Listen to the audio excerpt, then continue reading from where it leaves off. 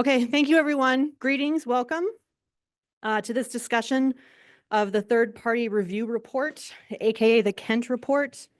You might hear it referred to. My name is Sarah Carpenter, and I teach here in the Faculty of Education at the University of Alberta. And I'm a member of faculty for Palestine UofA and also of F4P Alberta, which is our provincial group. We have members here today. Thank you for coming. I'm just going to open it, and then I'm going to turn it over to our speakers. So we are gathering today at the University of Alberta on the territory of Treaty 6 and Métis Nation of Alberta Region 4 on land that was expropriated from the Papas Chase First Nation to build the University of Alberta campus. We're gathering in recognition of that history, that present, and in firm defiance of the death, dispossession, and degradation that's brought on by all forms of colonization. Last summer, after the university administration brought riot police onto our campus, we received a teaching from our Indigenous colleagues and educators. And in this teaching, an open letter to the university, they outlined how the actions taken by the administration violated key treaty principles. Those principles included peaceful sharing of the land as a relation and not a possession, the cultivation of good relations, and truth-telling. They made demand for reparations, but no repair has been genuinely offered. And as we will discuss today, what the university has offered falls far short of what was possible. Those principles should be in place here in Edmonton, Alberta. They should be in place in any location where humans and non-humans live together in mutual interdependence. That interdependence is constantly obfuscated in our world and under assault. And we are heartbroken that this week, the state of Israel broke the ceasefire and recommenced the bombing of Gaza, stealing life and limb from hundreds more people, and is escalating to ground invasion.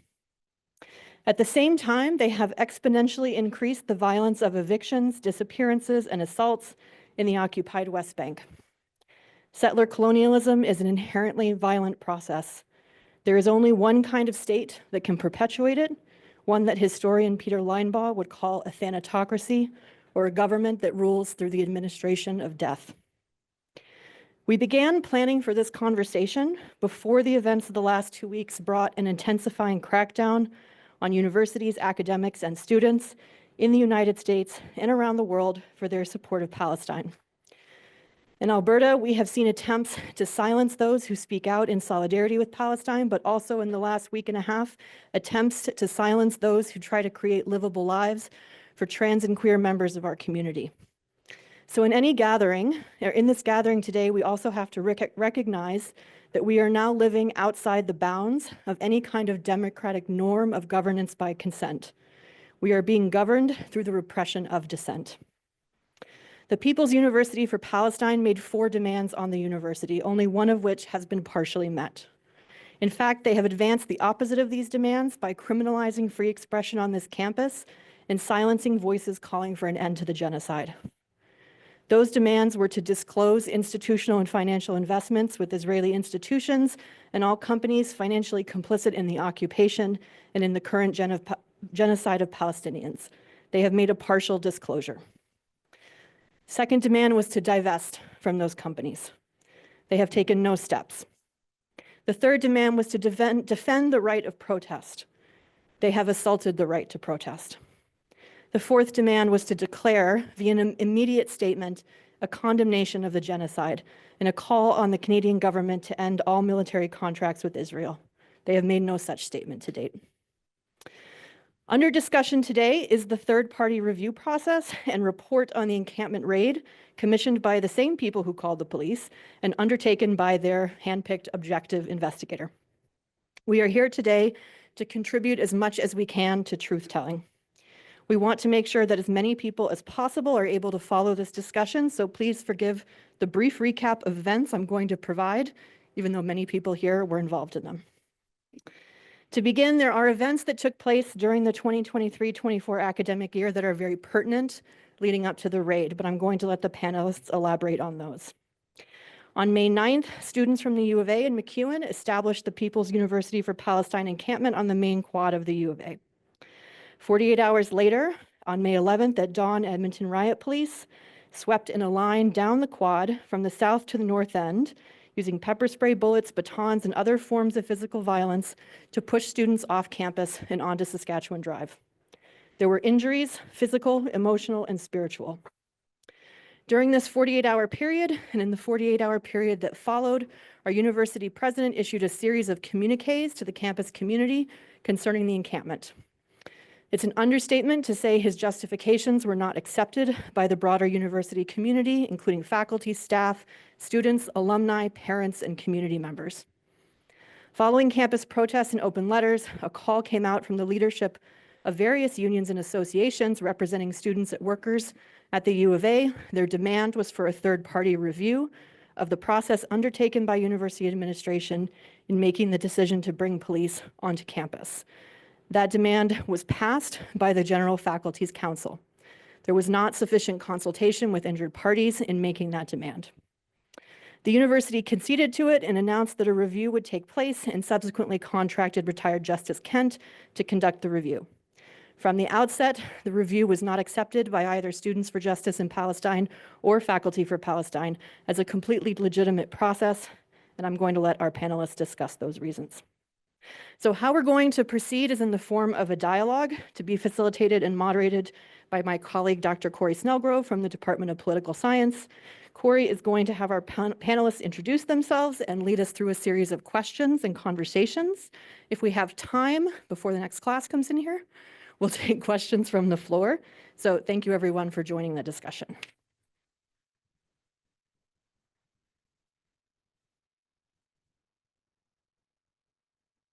Okay, thanks, Sarah. How's this? It's good. I just came back from teaching and I drank too much coffee, and so I'm really jittery, but I think I'll settle in as conversation begins. So one of the things I'll ask the panelists is to introduce themselves as the question comes to them. But I want to begin with the students. So I'd ask Simon and Maxon, I'm not sure if you're both to speak to it or one of you, but I would ask you to okay, so one thing that the report does not spend much time on or much time considering is the lead up to the encampment. And I think this is really important context for what should be obvious reasons. And so I was just wondering if Simon or Maxon, if you could share a bit of the longer history of the relationship between the university and SJP that preceded the encampment.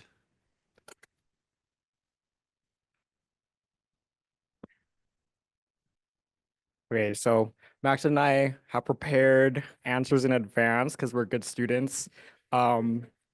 We did this instead of our schoolwork, so I hope you're all listening to what we have to say.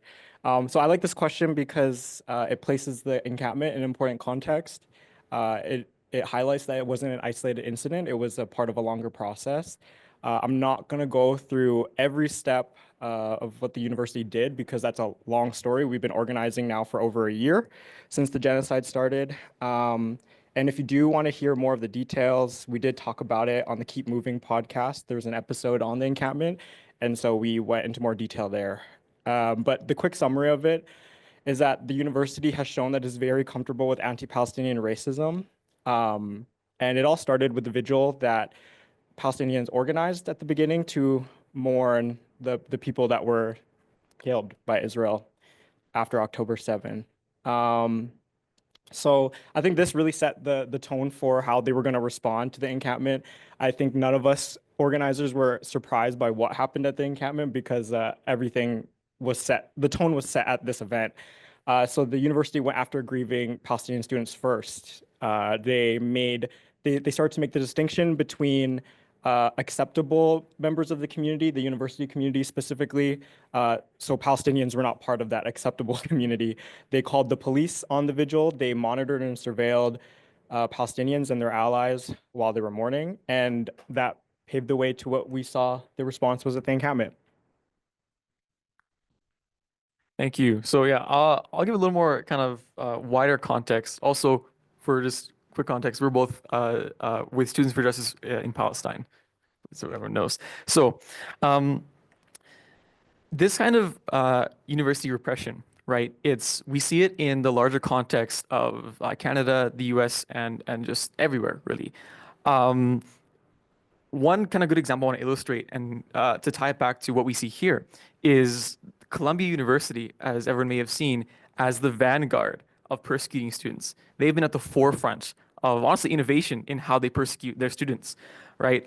This repression, of course, started very heavily under the Biden administration and has continued even more brazenly under the Trump administration. I'm sure everyone's seen the case of Mahmoud Khalil, the Palestinian student, is essentially abducted by immigration authorities just a couple of weeks ago. But what's important to recognize about this, in our context, especially here at the U of A, here in Canada, here in Edmonton, is that this isn't necessarily just relegated to the US, right?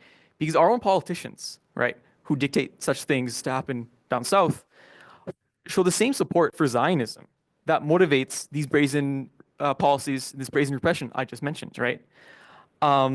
They show, politicians in Canada show similar support for ideas such as deportation, arrest, detention of students who speak out about Palestine. And honestly, we don't even need to look that far, right? Danielle Smith is Trump's best friend. She's shown herself to be a very, very close friend of Donald Trump's, right? Pierre Poilievre supports the ideas of deportation of students who support Palestine and who speak out for it. And Mark Carney hasn't really shown any deviation from his predecessor, even doubling down with the appointment of Marco Mendocino as the chief of staff, who, if you don't know, also shares the Poilievre-Trump kind of Smith ideas. Now, here, the reason I mentioned this, and I mentioned like our politicians are incredibly complicit in this monitoring and this kind of like atmosphere, is that it allows a university and campus security and police to undertake certain actions that are deemed acceptable, right? If you have read the Kent report, you'll see that during the encampment, they monitored students with third-party facial recognition software to see who was who and who was where. They also tracked people's one cards for access to any buildings around Quad. Most of the buildings were actually shut down to one card only access, such that every one card scanned was immediately tracked. Even in the report identify Hub Mall as an area of interest for encampment planning, if you can believe it, which is not true. We'll get into that later. But I myself, I'm in Hub Mall almost every day. My classes are kind of around that area, and every day I'm seeing much more patrols of UAPs, peace officers, police officers, always coming by, no matter the time, no matter how early I get there, no matter how late I leave. They have been increasing this just as of this year, and it only promises to get worse, right? And it's not even just us, right? It's the repression also and kind of demonization of houseless people who come to our campus, right? It's anyone who doesn't look like they belong here. And that really is the core of this kind of university repression that we're gonna get into more today. So sorry, we have a concluding point. So the takeaway I want everyone to get from what we just said is that, well, I guess what we learned from this whole process is that the university isn't going to listen to us. They didn't listen to our emails. They didn't listen to us in closed door meetings, which we did set up. They didn't listen to our petitions and open letters that students, faculty, teaching staff, and alumni signed, like petitions that I was standing in Hub Mall asking people to sign personally. They didn't listen to our year-long rallies, which like I'm so tired of doing that all the time. It's a lot of energy. They didn't listen to the encampment's demands. They didn't listen to us in the working group meetings that we attended. They didn't listen to the wider community when they came here to demand justice for the sweep and that they divest from genocide. And as a final kind of just like real important thing to remember is that the lesson that we like overall learned from all this is that to the university, divestment is simply unfathomable, right? We have had to reckon with the understanding that our university's profits have and continue to be reaped at the expense of people, at the genocide of people. And that we, in search of an education at this university, have been rendered forever complicit in this. Maybe I'll just respond. You guys can pass the mic. So first off, thanks Simon and Maxim for that. I can't help but think about the rebranding of the university in January about access, community, and belonging. and the history, counter history that you've just presented to all of us just sort of shows what belonging and who has access, what community means. So thank you. So the second question that I want to ask you all is, so to all of you, is there one or two things that we learned from Kent's report about the university executive's response to the People's University for Palestine Encampment that you think is especially important to highlight, perhaps for those of us who haven't had a chance to read the report yet? Yeah, I'm Jeremy Appel, by the way, independent journalist here in Edmonton. Read a newsletter called The Orchard, and my work has appeared in other places as well. Sorry. Oh yeah, now I can hear echo. Yeah, so I think there are, I mean, one broader thing, but I think there are at least a couple instances of it in the Kent report. And I would just say, like, broadly speaking, the Kent report does have, I think, valuable information in it because Adele Kent had access to so much more information than any of us did. The legal analysis, now I'm not a law professor, but I know some law professors, and they say it's wouldn't pass a first grade law class. But the information that the shoddy analysis is based on is helpful, I think. And so for me, when I was reporting on this, and I did a story back in December on the some documents I'd obtained through FOIP about the university's preparations for the encampment and how they handled it. And so I reached out to the university for comment, as you know, as one does when you're reporting something that makes someone look unfavorable. And their spokesperson got back to me, and he was like, yeah, I'll look into it and get back to you. And then he didn't, but then suddenly they dropped the Kent report, which they had been on their desks for a couple of months. And I don't know that it was in response to my request for comment, but I'd like to believe it was. And so I was ready to run the story the next day, and that was my plan. So I was like, oh shit, I have to read this like 200-page report now.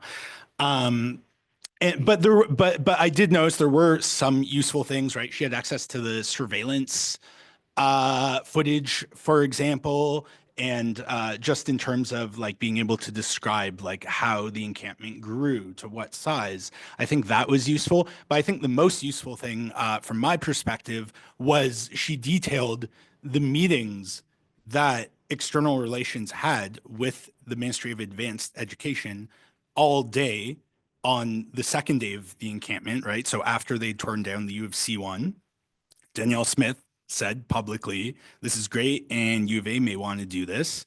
And then they're meeting with officials from advanced education like all day. They're in constant contact with them. And then Adele Kent says, but they told me they weren't told what to do. So I believe them, and it's that sort of credulity. But the fact that there were these meetings, which I would have had no way of knowing otherwise, was certainly valuable for sort of putting together a chronology of sorts of how the university went from, okay, we're going to take this hands-off approach, just let people do their thing, they're not harming anyone, and if it stays that way, great, to we need to call the cops in.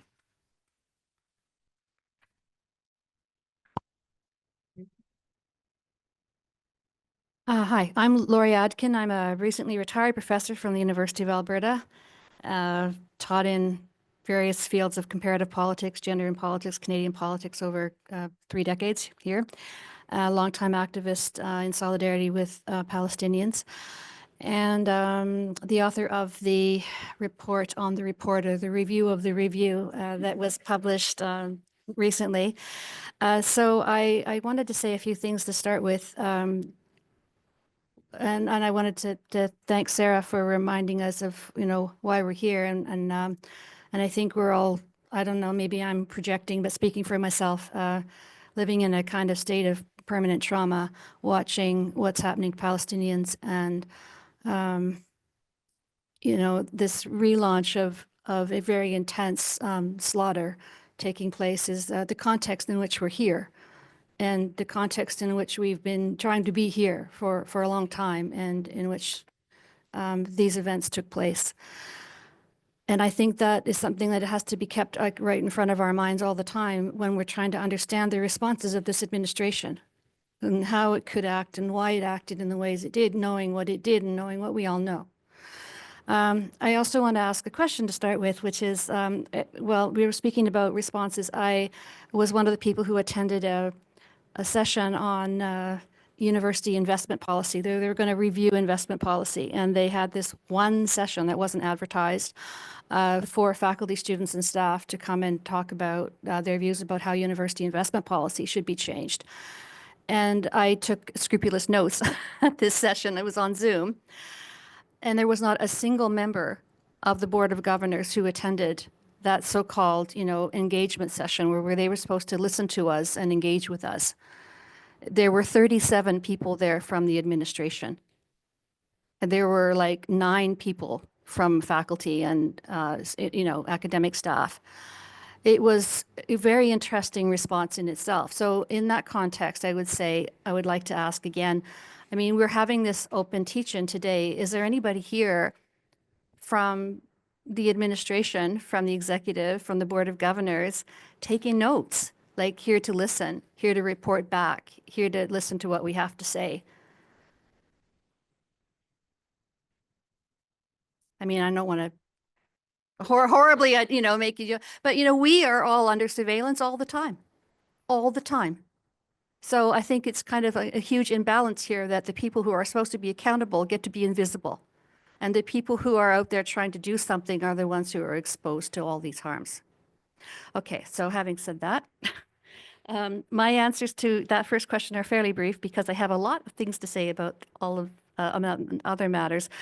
But I agree with Jeremy that, there was some really useful information in the Kent report, giving us the rolling update log was quite interesting, although there are many unanswered questions arising from that log that the judge herself did not ask and did not follow up on. We also see in this account of how the administration was thinking, what they were doing, what they were trying to figure out during these days from May 9th to May 11th, and even before that. We see that basically, I like to say kind of if it had been a comedy, it would have been the Keystone Cops. Because it was, just chaos. They didn't know who was responsible or who was authorized to say what. Their meeting process was quite chaotic. And then you also see the very kind of pathetic excuses that are offered for not engaging in dialogue with the People's University for Palestine. They're contradictory. They just don't, they're not convincing. We also see the extent, and this was a particularly useful thing that she has confirmed, I think. We see the extent of the surveillance and the policing to which members of the university community are being subjected. And as you say, it's become almost routine, which, having been around for a long time, I find kind of shocking because I can see how this has changed. It was not like this when I was hired here. We did not have police on campus every day. We did not have the control of access to space. So there has been quite a radical change that doesn't appear to be radical when it's sort of incremental and hidden, or you're just born into it and you think it's normal. But it actually has been a really regressive development. And I also think we see, as Jeremy pointed out, the very intense involvement of the provincial government in the university's decision-making process. There were like 8 interactions in those 2 days, seemingly mostly initiated by the government, where they wanted to know, what are you going to do about this? What are you going to do about this? And they seemed to be pushed to do what the University of Calgary had done. And then there's a statement at one point on the morning of May 10th, there's an early phone call from the ministry to the crisis management team, saying that if they don't do something, the government is prepared to be more interventionist. Well, there's no follow-up to that statement in the report. Why wouldn't the judge then say, who said what? What does that mean? what was the response to this? But we know that after this call, there was a decision made to call in the police, right? But so none of this is ever actually attributed in the report, which is one of the problems, that nothing's really pinned on anybody. But that's another question, maybe not to get into it at this moment. And then there's also the information we have that the chair of the Board of Governors, Kate Chisholm, directly advised the president to call in the police. She says, we have to do it. We have to do it, right? So we have here evidence of the role of the Board of Governors. And there's a question that I have, repeatedly have about all of this. So where the heck was everybody else? I mean, we have representatives on the Board of Governors. They're supposed to represent students and faculty and staff. We haven't heard a word from them. Who on the Board of Governors was consulted during this process apart from the chair? We now see a document was sent to, the various documents were sent to them at some point during this process. Well, I think they are also accountable to us, and I would like to hear from them about what happened with their view. Did they approve it? Do they agree with it? Do they have any problems? And I think the fact that they've not been accountable to us is a huge problem. So one of the funniest things about reading that really long report is that they really had no idea what was going on. And it makes sense because we'll talk about why we chose not to participate in third-party review, but it's really funny. So I guess to give people some information about what was happening on those really long 2 days, as a matter of principle, we had a police liaison who's referred to in the report as Professor B, because we don't want to talk to cops. We told them, we made it clear that we would only communicate with people who had executive power at the university. Our clear goal was and is divestment, and that wasn't something that was going to be negotiated, and we needed a timely response because our job was to create a crisis on this university so that we could center Palestine. And on that note, for a little more details on how that exactly happened, it was the evening of March 10th. We had already gotten one police scare earlier. That was when it was alleged that police were going to come and sweep us in the afternoon. They didn't come. This happened a couple more times that day until it actually happened the next day. Right after that evening, we were made aware of an opportunity to have our demands heard by an administrator with power to talk to us. As Simon just mentioned, the only people we wanted to talk to. So we immediately secluded ourselves through a small patch of grass. We held it over a little sheet of paper. Someone wrote our conditions for talking, and we just said we wanted, or rather we needed, to be heard by these people. So Professor B consulted us on what we wanted and acted as our liaison to them as well. He was then escorted to the admin building by UAPs and the police after, of course, they had read another trespass notice to us out loud. But despite his best efforts on our behalf to kind of make something happen, make some sort of talking with these people with power happen, this went nowhere. And unfortunately, it was the first and the last time that we had a direct line of contact to administration before the sweep, of course. So the point that we want everyone to take away from that is that we learned that the university is not a rational agent that wants to communicate with us. They were interested in communicating before, and they weren't interested in communicating during the encampment. They also weren't interested in communicating with us after, because they gave us the working group as kind of like a, sorry, we called the riot police on you, but we're ready to talk now. But as students that are very plugged into national organizing, because this isn't just a movement here, it's all over the country, all over, I guess, the world. We know that working groups are a popular tactic by universities to demobilize students, to permanently delay the process of divestment. We're just going to go, and I don't know if you've been in, I'm sure you've all been in administrative meetings. They go nowhere. It's a lot of wasted time. I know that because I'm a student and I shouldn't have to be in those meetings because I had to skip classes. I had to miss classes because nothing happens. It's just talking in circles about how important and how grateful they are that we're talking to them. Yeah, And like the final takeaway is that the university's business is they're solely interested in profiting off genocide. That's it. Thanks, everybody.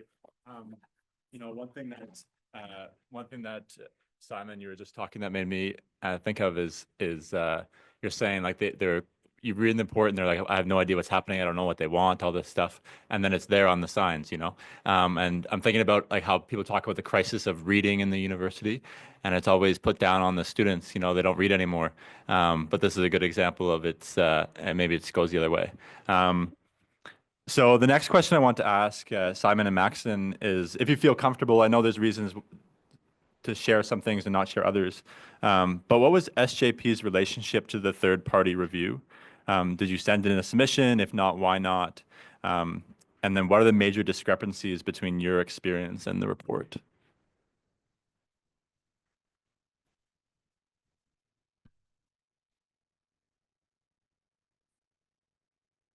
Yeah, so I mean, there's a myriad of reasons that kind of we did not submit, in fact, to this report. Also, kind of just by giving some context on how our process was arriving to this conclusion, and then kind of Simon will give some further kind of any context on what we ended up doing actually. So this once we heard about this third-party report, it was in the emails to students. I'm sure everyone got it. Faculty, everyone at this university received it of Adelkin asking for submissions. And this became a conversation within the People's University for Palestine, which was, of course, if you don't remember, the coalition that did the encampment, both the University of Alberta and McEwen University students. And we had a bit of a tough time on this and trying to decide like, what exactly we should do, because we had a hard time deciding if we should engage with this or not. And all our kind of points and opinions and realizations all pointed to not doing so. Starting with like, who is this person doing this report? This like third party independent person. I mean, Lori mentioned that. I'm sure it's going to come up later as well. This investigating third party investigation, it seems to us it was like just a code word for we are investigating ourselves and we will find nothing wrong. Just like that police ACER investigation they did, right? Very, very similar. And so throughout this process, Professor B, again, who he was heavily involved as well with helping us with this, and as a faculty was also reached out directly to by Kent to look for comments, right? To us, though, even though there were these direct kind of outreaches, it didn't seem that this would kind of even really tell the real story of the encampment, right? It seemed honestly imprecise, really, like just the whole methodology, the whole way of going about it. And honestly, one of the biggest concerns was that it would equate Zionist perspectives of our encampment with ours. People who weren't even there, agitators who like to come and harass us throughout the 2 days it was up. And most importantly, honestly, this would be just a risk for our safety and privacy, right? Because we would have had to submit like our names as students. I believe it was name, I'm not sure, CCID as well, but name for sure as to who we were, what our relation was to the encampment, all these things, right? Through this kind of like very cold, very detached, very third party, so to speak, right? Very proper, so to speak, process that would really not put our perspectives where they should be. They would not tell the real story of the encampment, of the ones who were there, who experienced everything, and who had to deal with the fallout, honestly. Yeah, so one of the biggest concerns that we had was that this whole process would really like force us to relive the trauma of the sweep. If you can imagine what it feels like to have to be the adults in the room and organize after riot police were beating people up in front of you, where there was gas everywhere, people were coughing. It was terrible. So that was one of the biggest oversights that we saw. Because we were thinking about students and community members that were impacted by the sweep. We really wanted to deny the university's attempt to divide the community members from us as students. When we did this together, it was a team effort. It would not have been able to happen without our community members. And so we identified that the university's process, it didn't legitimate the emotional and psychological impacts of the university's actions, the sweep. And so to address this negligence, we decided to offer a viable alternative that would make space for a more comprehensive account of what happened on May 11. And that's when we decided to organize the people's testimonials. We invited our encampment community, which again included community members, and we invited the university administration and Adele Kent. Both weren't present. We had we wanted to be passive aggressive. We had chairs with their names on it, and they were empty in front of a room, so everyone could see you. Yeah, I believe you want to talk about this. It was question 6. So, great. Yeah, well, I think, we could get to it.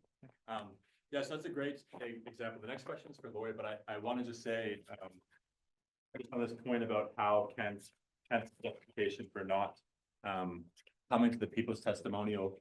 I think one great thing about Lori's report is she digs into the actual process and sort of reasoning of Kent in it, and I think really exposes the hypocrisy of that claim about why she didn't want to go. But we'll get to that in a moment. But before we do, I want to ask Lori to give us maybe a little bit of a big picture of the report itself. So on page 9 of your analysis, Lori, you make the important argument that Kent's report did not deny the protesters' constitutional freedoms, but rather seeks to justify the university's decision to override them. How does the report do so?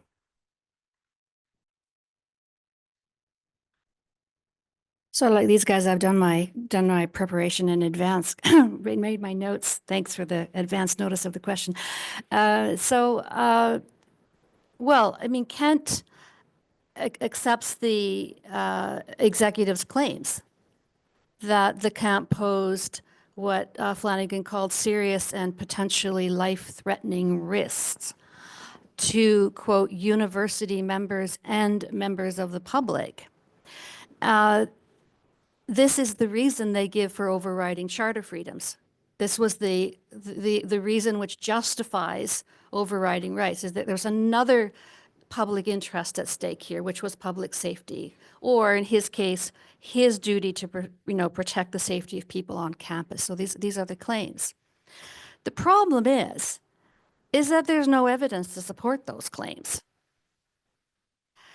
The evidence doesn't show that the camp presented a risk of violence or harm, either to its participants or to the broader public at the time the decision was made to bring in the police. So because she has to kind of recognize this, that there's just not any evidence really to support this claim, she does what I call in the report, she kind of pivots to another type of explanation, which is also the one that's pivoted to by the people she's talking to in the administration.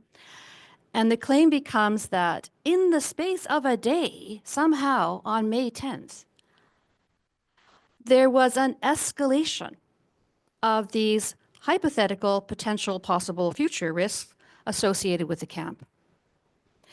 And, this escalation was, as far as I can see, really taking place only in the minds of members of the executive. And the question becomes, is this a sufficient basis to justify the overriding of the protesters' charter protected rights? That they had some fears about something that might happen in the future, right? And I think it's unlikely that a court would accept this justification, and I hope that it will be challenged. If a court did accept this justification, it would be a very bad blow to the exercise of charter freedoms, because a court would be saying that a hypothetical possibility of counter-protest or other threats for which no actual evidence has been provided is sufficient grounds to ban peaceful protest. Then, all any authority has to do to ban any protest is to cite a potential threat to public security. And I think this is an unacceptably low bar for overriding charter freedoms. In the University of Alberta case, there are very weak grounds indeed to view the claims and fears of the university executive as being credible. And they seem to have been invented largely after the fact to justify the removal of the People's University for Palestine.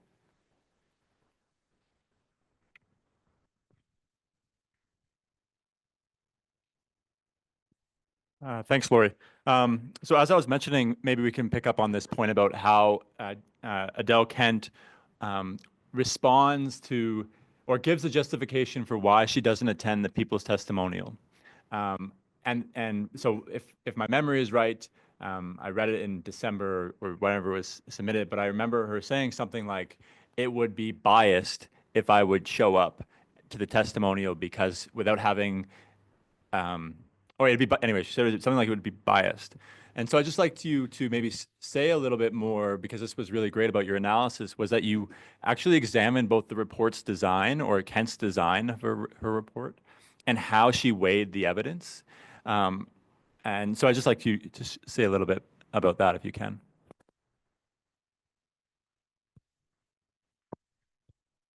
Okay, well, there are several problems that I draw attention to that are problems in the report. The first is that her analysis of the test for compliance with the charter is incomplete.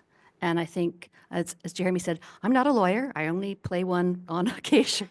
But, you know, I think that I have also heard from law professors that this is something that they observed immediately, that she doesn't do a very good, comprehensive review of what would have to be shown in order to justify the overriding of charter rights. Secondly, she is surprisingly unconcerned with questions of evidence, I find, for a judge. And thirdly, she makes contradictory arguments. And, you know, I think law professors might have some other complaints, and I hope that they will write about them soon, publicly. So if I would go into a little bit more detail on that, I would say that she doesn't even take us through all of the tests that she herself sets out for determining whether or not the overriding of the freedoms of expression and assembly may be justified when weighed against other public interests that are urgent and substantial. So again, in that sense, her review is incomplete. And I can give you examples of that, but I don't want to take up too much time. So for a judge, again, the questions of evidence, it's surprising to me that there are questions about claims that she appears not to have asked or not to have pursued. Obviously, was anyone in the camp really a threat to the safety of others? This is a claim that's, you know, made, and so one would look for the evidence. What evidence did the police present? And if she believed the police, why did she not ask? Why university authorities failed to inform the campers of the danger they were in, given that their purported concern was the campers' safety, you know? On what basis does she accept that there were likely paid protesters in the camp? Somebody said something to Kate Chisholm who swallowed it whole. I mean that this just seems to be ludicrous. You're still waiting for the check. And as I say in the report, I mean, in my experience as an activist, the only paid protesters are the police. So, you know, I don't think these kinds of claims would go over in a court of law. They're basically hearsay and speculation. And in fact, they're also reflective of prejudice against the protesters. And I think even deeper prejudices against the nature of the protesters, largely racialized group associated with Muslim, Middle Eastern, Palestinian Arab backgrounds, being accused of anti-Semitism and so on. How does she reconcile Flanagan's claim on May 9th that, quote, the university is in open and ongoing communication, unquote, with the People's University for Palestine, with her own conclusion that the leadership had no plans to meet with the participants and never attempted to do so? I mean, this is the conflict of facts that demands some kind of reconciliation. That's not pursued. There's no decision made about that in the report, except that she ultimately comes down on the side of giving greater credence to the views of the administration than to the views of the supporters of the People's University for Palestine. And then lastly, there are these contradictions in her arguments. For example, she says, you cannot justify the police action by referring to events that happened at other universities, because in every case, the actual risks and realities on the ground must be taken into account. But then she does just that. She says that it was reasonable for the University of Alberta executive to be fearful about these future possibilities based on what was happening someplace else, to the point of removing the encampment preventatively. Okay. So those are the problems, the main problems that I see. I can give you more example, but I know there's a lot more to be said.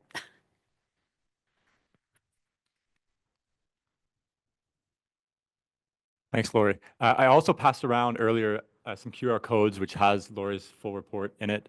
But one thing I would mention too is that I was really struck by was how Kent dismisses, or why she justifies not going to the people's testimonial again and be biased. And then Lori also talks about how the very method of the report was snowballing.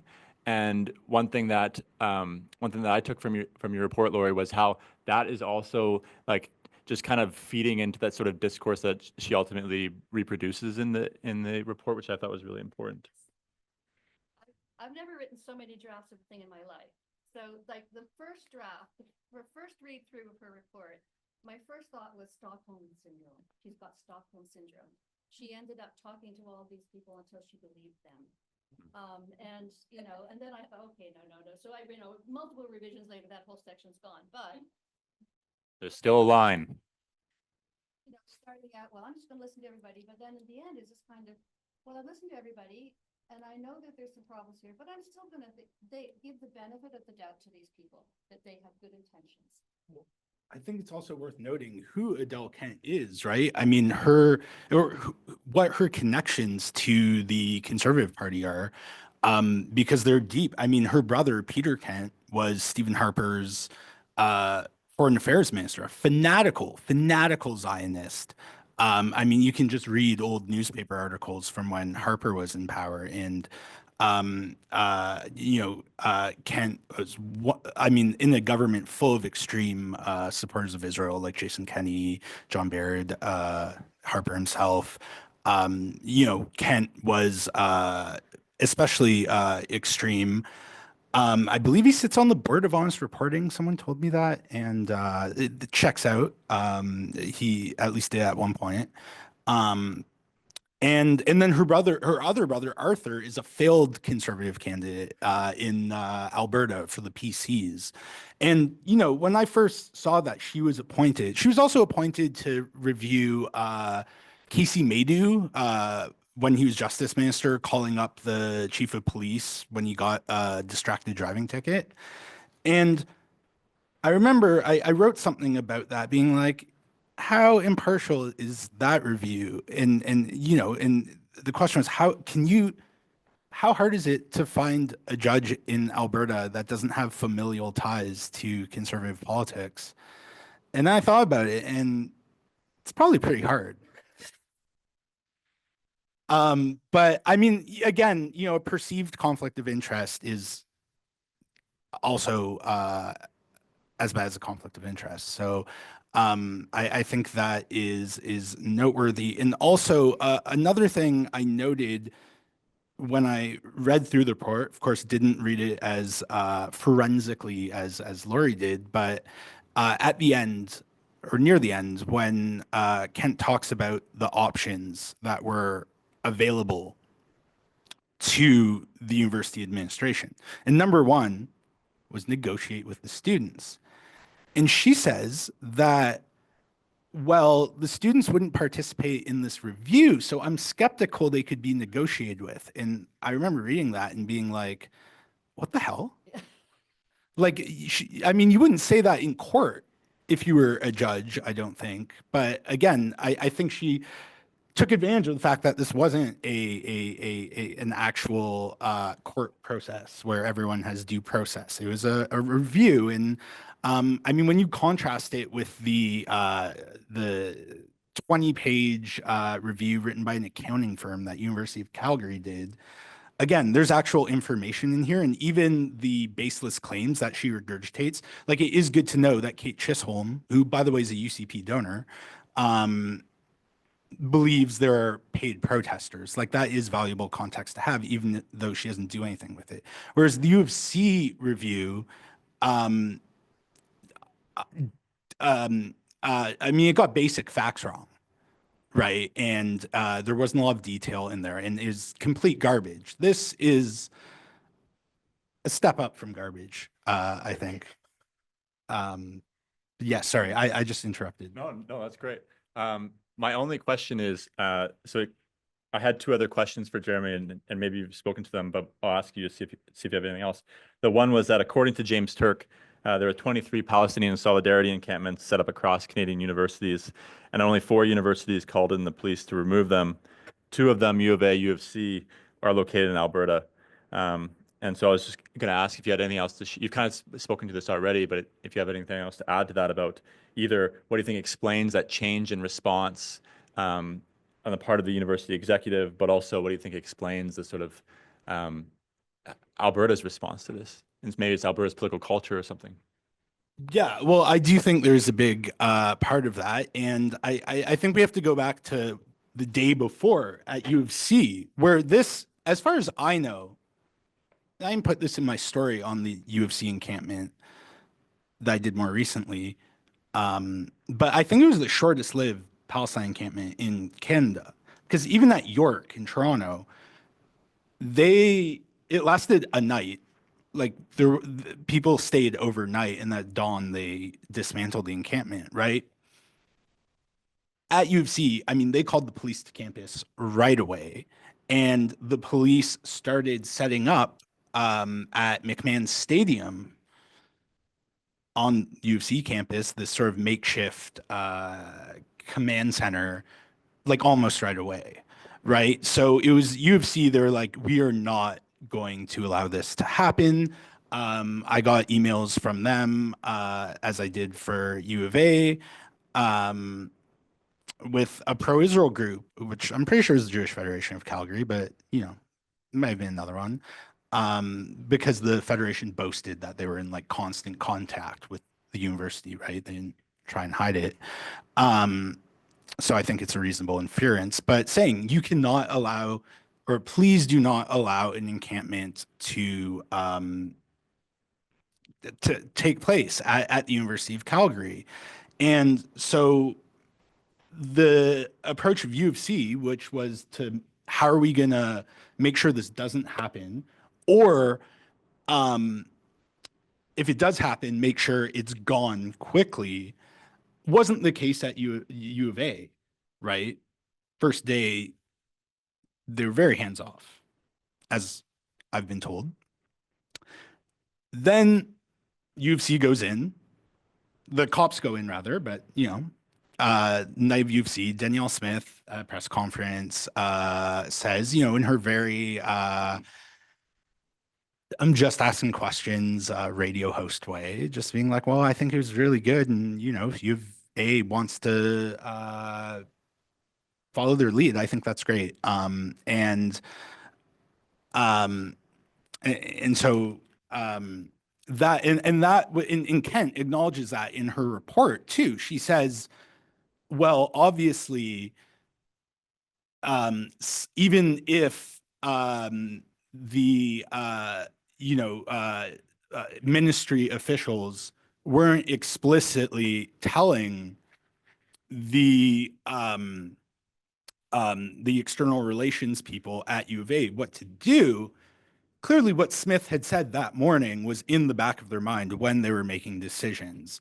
And there was a clear change in tone, which is clear, I mean, from the emails on the second day. And instead of going and contacting the regular EPS liaison to U of A, they go up the chain of command and they're talking to inspectors, right? So it was clearly escalating. And I think, I spoke for the stories I did on the U of C encampment with Katie Anderson, who's a PhD student at U of C, who was one of the encampment organizers there, who got a concussion after getting hit in the head with a police shield. But I think she put it quite well about Alberta's political culture and how it might have led to this, because U of C is like the center of like right-wing political thought in Canada, right? Like the University of Chicago is in the States in some ways. And probably even more so than U of A, and I know Laurie's done a lot of work about how beholden U of A is to fossil fuel interests. I mean, the U of C is, highly funded by fossil fuel money, and just the threat of divestment, regardless of what it's from, whether it is Israel's genocidal rampage against the Palestinians or anything else. Once you start talking about how university has like a social responsibility in its investment portfolio, that's a threat to the fossil fuel interests, which, I mean, again, there's been a long time movement to divest universities from fossil fuels. I think U of T has done that. And so I think that it wasn't so much like, obviously there's pressure from pro-Israel interests, as you can see from like the emails I obtained, at least from U of C. But also I think that there's a fear among administrators that there would be a domino effect, right? If we divest from Israel, then it's like, well, maybe we should divest from fossil fuels, which are destroying the planet and are fueling militarism, right? And yeah, I think that is the main reason they took the really draconian approach they did at U of C, which then reverberated to U of A. Thanks, Jeremy. Okay, so I'm going to combine the last two questions together. And so the last two questions I had was that a pessimist might say that the Kent report is just another attempt to control the narrative over what happened at the encampment and the university's broader complicity in the genocide and settler colonization of Palestinians. And so what is one aspect of Kent's narrative that you think is really important to challenge and for the rest of us here to know? And then the second part of the question is, in our current moment, what do you think are the implications of Kent's report? And maybe we can start with Jeremy and then have SJP close us off. Yeah, I think the biggest thing to challenge in the Kent report is the idea that people in power don't lie, in that you can just accept their words and guarantees at face value that they weren't influenced by any external forces and that they were just thinking objectively about the law. And, I think that's something everyone sitting here knows, except for maybe, if there's a mole from administration. Yeah, that, I mean, it's just like what really struck me when I read through the report is just the sheer credulity of Adele Kent, who just anything anyone told her, she was like, yeah, so must be true.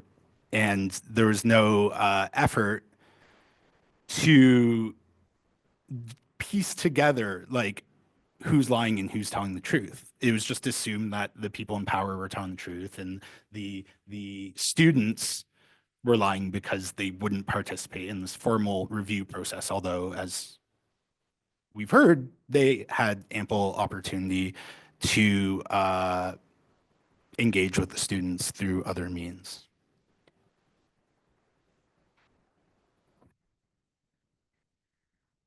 Okay, one of the key things to draw out of the narrative of the the administration, as which is more or less accepted, I think, by Kent, is that they claimed that they were acting out of, and they continue to claim that they are acting out of care or concern to protect either the university community or the public safety, public security. There's a lot of the public security discourse in this argument. And I think, you know, and I've tried to show in my review of the review, and other people have done in all the things they've said and published as well, is that the claim about trying to protect or seeking to protect people in the community is nonsensical. It's preposterous to start with. But what is it, what is it working for? What is it achieving, right? What are they constructing here? They're constructing a kind of opposition between the people in the community who are worth protecting and the people who are not, right? So there's a kind of hierarchy of priorities going on here, which is not explicit, but it underpins the discourse that they're using. And of course, it helps to explain what they did. Because when they talk about people who are threatened in our community, and then they go and they attack a group of people who are in a peaceful encampment, making eminently reasonable demands, what they are saying is that the interest of a group that is, again, I'll say, predominantly racialized, identified as Muslim, Arab, Palestinian, Middle Eastern, on the one hand, right, that their interests are somehow a threat to the interests of another group, and that their security and their safety is less important than the interests of this other group. So these claims around safety, I think, are really critical to dissect. And I think what I tried to speak to the way that Zionist organizations and politicians are demanding that support for Palestinians be branded anti-Semitic and a threat to Jewish faculty and students. And we have to ask, what threats have the Palestinian solidarity encampments posed to the safety of Jewish students and faculty? And how does this narrative erase the existence of non-Zionist Jews who were present in these camps? And I think in taking the actions that they did, the university administrators made it crystal clear that the physical safety and political rights of the participants in the People's University for Palestine could be sacrificed to protect the dominance of Zionist ideology. Not the safety of Jews on campus, but protecting Zionist viewpoints from challenge. So again, what I want to draw attention to is this hierarchy of rights or priorities that these administrators are enacting within the university space. They enforced the same exception to the human right to safety on the People's University for Palestine that is being inflicted upon Palestinians, Syrians, Lebanese people on a massive scale by Israel and its allies.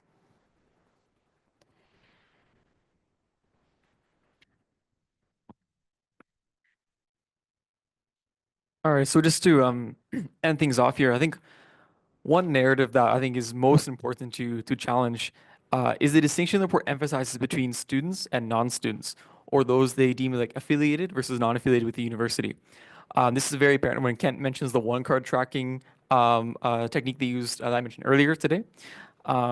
Based on this, UAPS, the campus security, and very kind of like stupidly they used a very terrible methodology for this. It was not good. But anyway, the UAPS determined that something like about a quarter of the people at the encampment were affiliated with the U of A. And while that's not true, of course, the separation between the students and the community is more so one of assets and non-assets. You know, one group that benefits the university and one that doesn't. One that can be threatened with, suspension or even expulsion, such as when students at the sweep were told by police that they would be banned from campus for a year, and one that can't be threatened as such, right? But honestly, in reality, it doesn't matter. if Kent was right on the number of students at the protest, even if there was one student, two, three, any number, because the university response would still be just as heavy-handed. And we, as People's University for Palestine, as the larger Palestine Solidarity Movement, have been very consistent in our messaging. We refuse to accept this distinction between students and community, between affiliates and non-affiliates, so to speak, of the university. Our university is allegedly public. It's for the public good, right? And thus, it has responsibility to the wider community. Yet, as we mentioned before, and as we keep mentioning, it is still clearly a business, right? Profiting off of genocide, and one that will clearly continue to do so for the foreseeable future. So, for me, I think the biggest thing that the Kent report misses is everything fun and beautiful that happened at the encampment, before the encampment, and even after the encampment. So in case you weren't at the encampment or you didn't see pictures of it, one of my favorite banners that popped up, it said, "Another university is possible." And I've always wondered, like, what the hell does that mean? It sounded like, traditional university speak, a lovely abstraction, something very hopeful, but doesn't really have much, I don't know, like, I don't know what that looks like.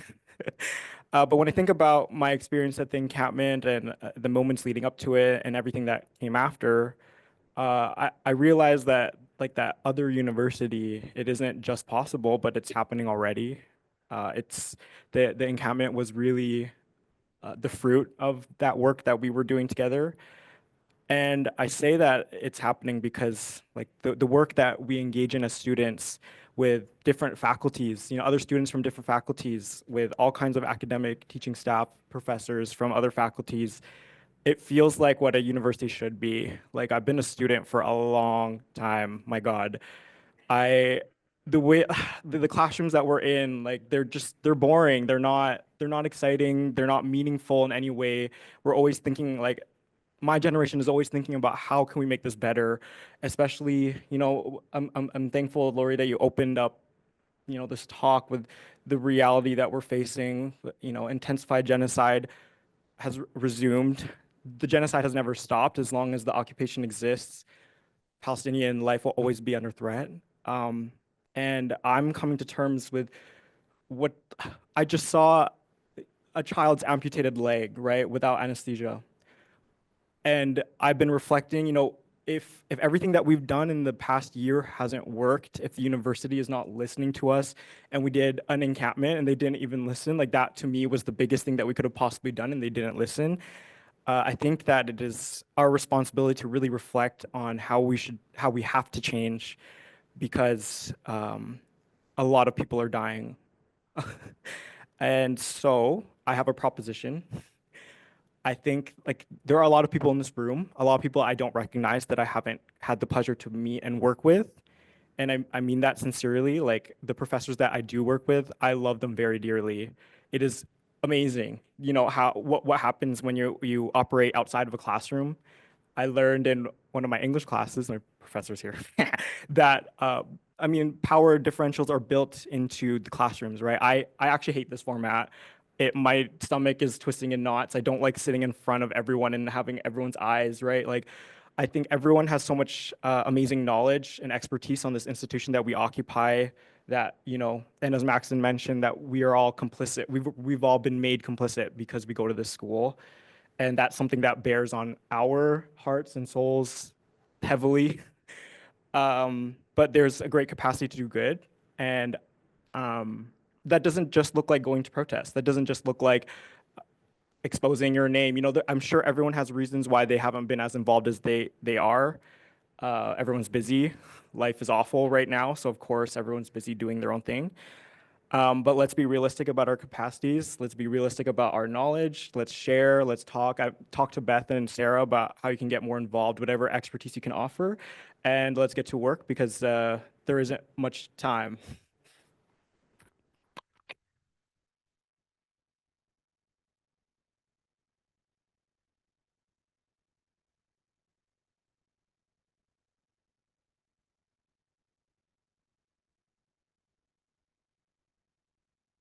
It's 1:15, so you guys have stayed longer than we asked you to.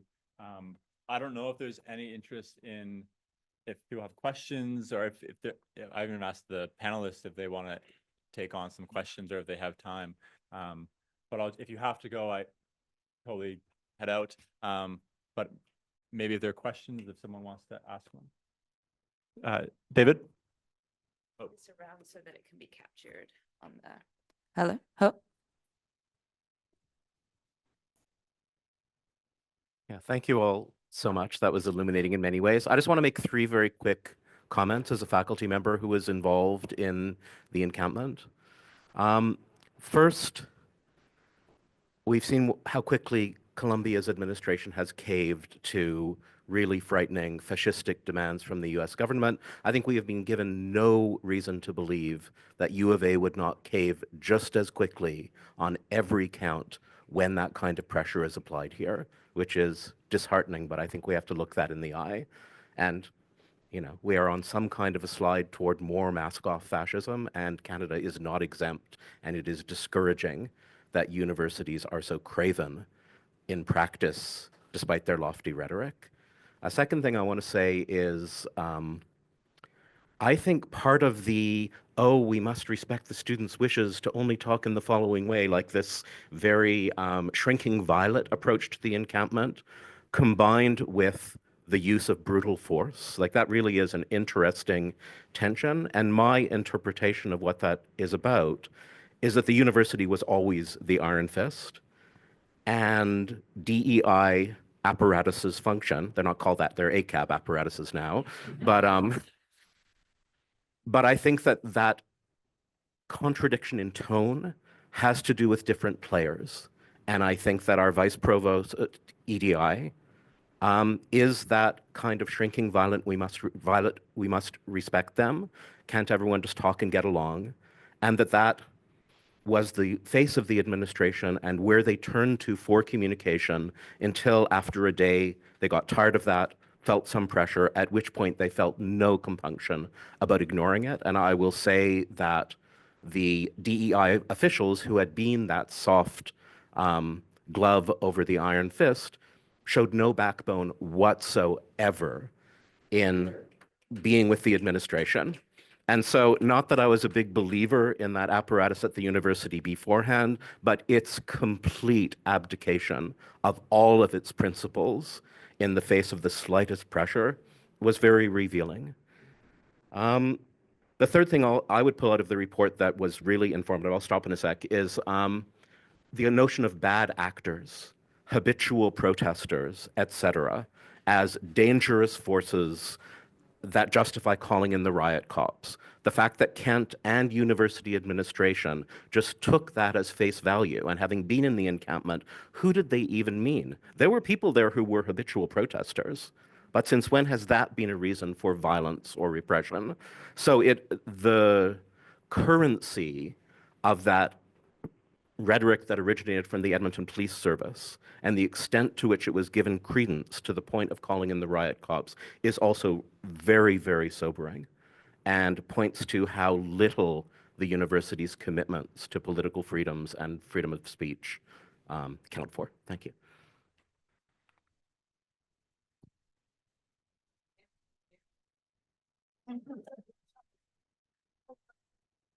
Question over here. Hi, yeah, I'll go 3 quick things as well. One, you know, all the rhetoric about people from outside the university, I'm an alumnus, and I'm getting letters all the time asking me for money and trying to convince me that I'm a part of the university.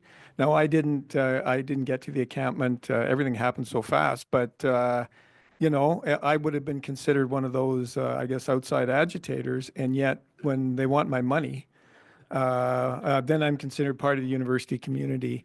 A second thing, just, well, I can't remember what the second thing is, so I'll go to the third thing, and that is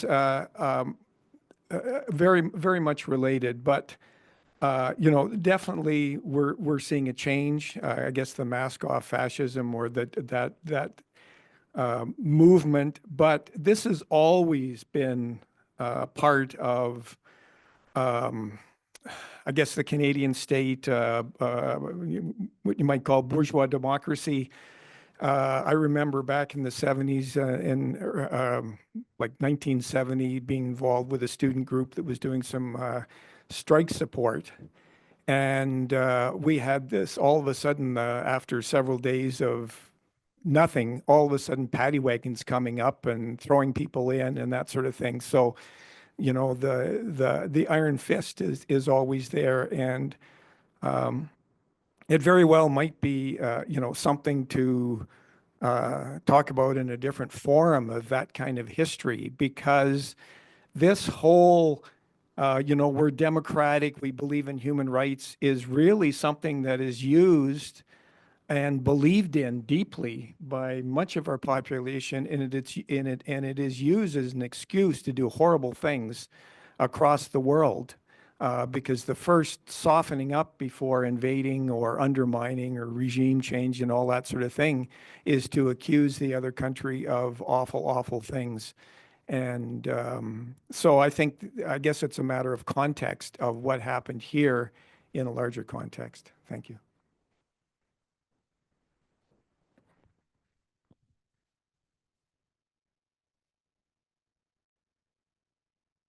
Yeah, I will.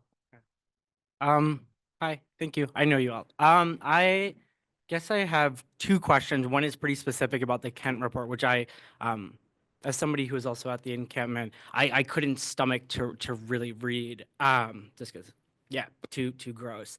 So I guess my first question is, I also did not contribute an interview and wouldn't speak to Kent. However, an organization which I am a part of did hesitantly submit a report. And that's Independent Jewish Voices, which is an anti-Zionist organization. There's no mention of that from just doing a quick control F in the report. I think the letter, I read it, you know, I spent a few hours on it as well, captured a lot of the beauty that Simon spoke to. It tried to capture that enactment of, you know, something better in the present. So I'm just sort of curious if am I wrong to say that there was no mention of anti-Zionism and anti-Zionist Jews in the report, but also, I guess, more broadly, of the entire culture of anti-Palestinian racism and Zionist violence that did not begin on May 11th, right? And this is something many of us said why we wouldn't participate in this process, is that Flanagan has created a culture of anti-Palestinian violence on this campus, whether it be firing Samantha Pearson, which we can't forget about, okay?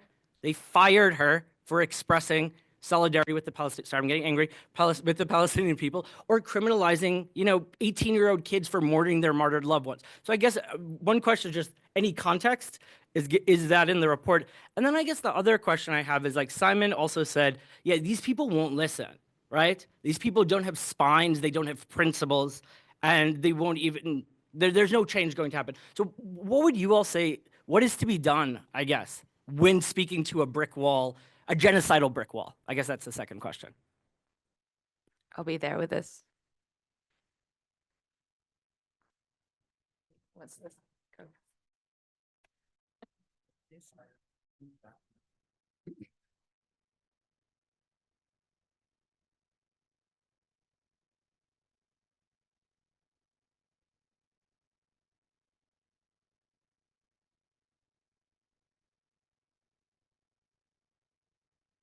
Oh, yeah. Yeah, and so I think the strategic questions, right, that you're raising are about many things here, but I mean, how do we, what we're seeing, I think, as David has pointed out, we're seeing a very rapid backsliding into a loss of political rights and freedoms. And this is one of the reasons why I wanted to review the report, because, you know, it cannot be allowed to stand that it exonerates what happened. There needs to be a challenge to it. Then the university needs to be told what you did was unethical, illegal, unjust, and if there is another encampment, you cannot do the same thing again. right? And some of us had a meeting with President Flanagan back in June. And one of the things I asked him directly was, if there's another encampment, will you do the same thing again? Knowing, like now we have like 25 or so law professors across the country that have said what you did was unconstitutional. You know, would you do the same thing again? Of course, being him, he wouldn't answer the question. But, you know, he says something about, well, you know, lawyers disagree about things. I said, well, you know, clearly the weight of legal opinion is on one side here and not his. Right-wing columnists at you know, certain newspapers pretending to know what they're talking about, saying that. But Yeah, it's you know, interesting, they're don't you think? congratulating him. yeah, you don't see any law professors saying no, actually this was constitutional. So I do think it's important that this be challenged, and I hope a challenge will come, because that, I think this, you know, we may say that liberal rights and freedoms are bourgeois, and that's true, but nevertheless, they are a foundation upon which we are able to act politically. And if we lose those foundations, we very quickly know what we've lost, right? And we very quickly know how much more difficult all our struggles have become. So we need to hold, this is why I talk about trenches. These are trenches we need to hold. And I think it would be meaningful if there were a challenge. And because of the University of Alberta, as has been pointed out here, the administrators have never been required to acknowledge that what they did was wrong. They've never been required to apologize. And there's a whole set of actions that need to now, that would follow from that, and that needs to happen in order to create better terrain here for us to fight all of these questions, whether it's, you know, corporatization of university management, divestment from fossil fuels, support for Palestinian students, divestment from genocide, et cetera. So, I mean, I did have a little short list prepared. I don't have this moment to give it, but in the sense that the university needs to rewrite its own constitution, right? It needs to incorporate meaningful respect for human rights, for charter protected rights and freedoms and international law, things that it says rhetorically that it supports. And I would point out again that Ukrainian students at this campus didn't have to set up an encampment to get the kind of support that they did. And if they had done so, would they have called in the police to remove them? You know, so these are questions we need to ask. I mean, what are these rights universal? Are these laws universal, or are they not? And what does it mean for the university when they say they respect human rights and, you know, they think it's a terrible thing that Russia has invaded Ukraine? I mean, they need to be held to a kind of consistent set of standards here that go well beyond rhetoric. And so if they do believe in these things, what does this imply for the university's investment policy, its institutional partnerships, its acceptance of endowments, its engagement with its communities, its treatment of university space as a quasi-public space, right? And its policing and surveillance practices. So, I mean, yes, this is maybe microcosmic in some sense that we're fighting within our institution, but we all have to fight where we are, right? And try to prevent these rights from being erased and being degraded. I think that's really important. So I don't know if I spoke to your question, Mike. Yeah. So that's a really big question, Mikey. I can't. Okay. I don't have the answer for what can you do, but I have like illustrative examples then, because I think that's something that we as a university community have to work on together. That's not something I can answer. Unfortunately, I'm an English student. So when we're talking about like how faculty works with us, for example, it's all about like offering our expertise, right? We had a divestment workshop. I had to learn what an endowment pool, what that meant, and it was actually very illuminating and honestly quite empowering. I didn't think I would enjoy that workshop, and I really did, because it tells me about the institution that we're dealing with. And we had like I think a retired accounting professor right? Everyone has knowledge. Like the English professors that we talk to, we talk all the time about messaging. How do we tell people what we're doing? How do we make our demands like how do we make them understandable, digestible, all these things, right? So yeah, think about your expertise and come to us. Let's figure it out together. Anything to add? Yeah, just on the note of the brick wall thing you mentioned. It's, I don't know, it's frustrating, and it's like at some point, like you have to pivot your focus away from the brick wall to find more voices to yell back at it, right? And I think that's like one of the biggest issues or crises that we also have to reckon with on this campus is like the big apathy, professors, students, everyone in between, to like do what we can to remedy this apathy and have more voices amongst each other who actually can care about stuff, who actually can yell at the brick wall with all of us. Because I mean, we've been yelling at it for how long now, right? Over a year. Also, I'll quickly add, meetings, I hate attending them. I don't have access to all of them. I feel like a lot of faculty members have access to rooms that we can't get into, and there's a lot of information about this administration that we want to know.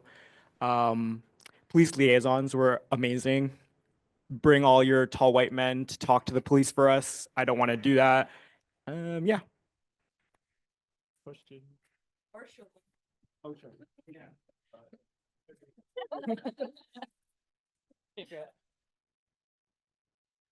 So Lori, in particular, you've alluded to how some of Kent's claims would play if they were tested in court.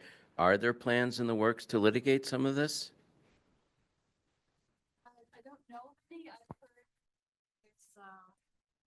I've heard there's some attempts to get something going, but I can't say I know of anything that's actually happening at this stage. That's why I just keep saying it loudly that, hello, constitutional lawyers out there. Grab hold of some of these people who will be your, what's the word in law? Your complainants, your plaintiffs, that you can defend and represent. And of course, that does raise some other questions too, because in order for, if this were going to be contested legally, then we would need the testimonies of the people who were in the camp, who have so far remained anonymous or not wanted to say things publicly or publish statements for excellent reasons. But those statements would have to come out, and all that evidence would have to be made visible and available. So that's a consideration. But yeah, no, sorry, I don't know, but I'll tell you as soon as I find out. I will definitely.